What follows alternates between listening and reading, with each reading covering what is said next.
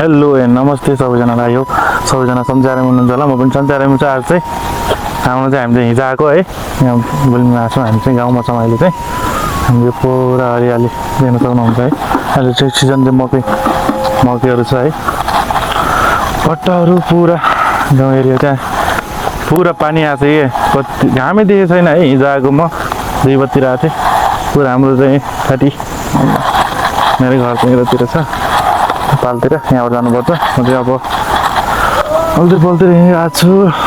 देख्न सक्नुहुन्छ मकै यत्र मकै पनि आउँदा आइसक्यो कि दामी छ।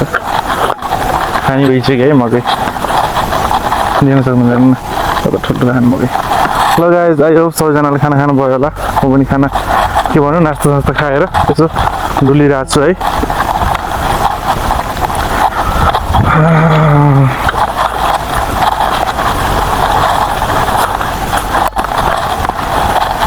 एकछिन पछि भेट हुन्छ नि त, त्यतिसम्म बाई बाई सबैजनालाई।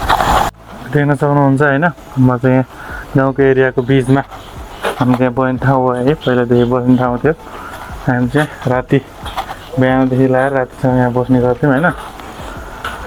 यो पहाडी चाहिँ वडा कार्यालय भयो।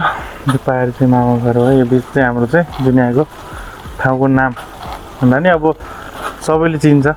भारत चाहिँ योभन्दा डाँडोभन्दा पछाडि जानुपर्छ। देख्न सक्नुहुन्छ गाइस, फेरि उता पारिबाट फेरि बादल आइसक्यो क्या पारिबाट। सर अब पानी सुरु गर्ने होला नि त फेरि।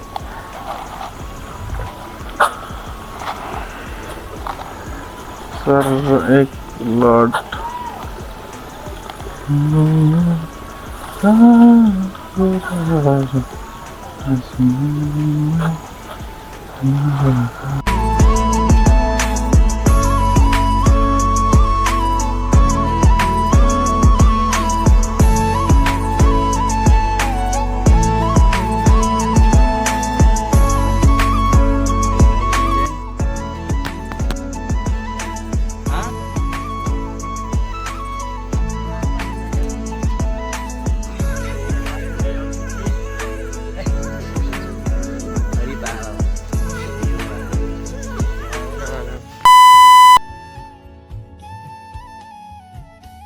चाहिँ फर्किसकेको छु।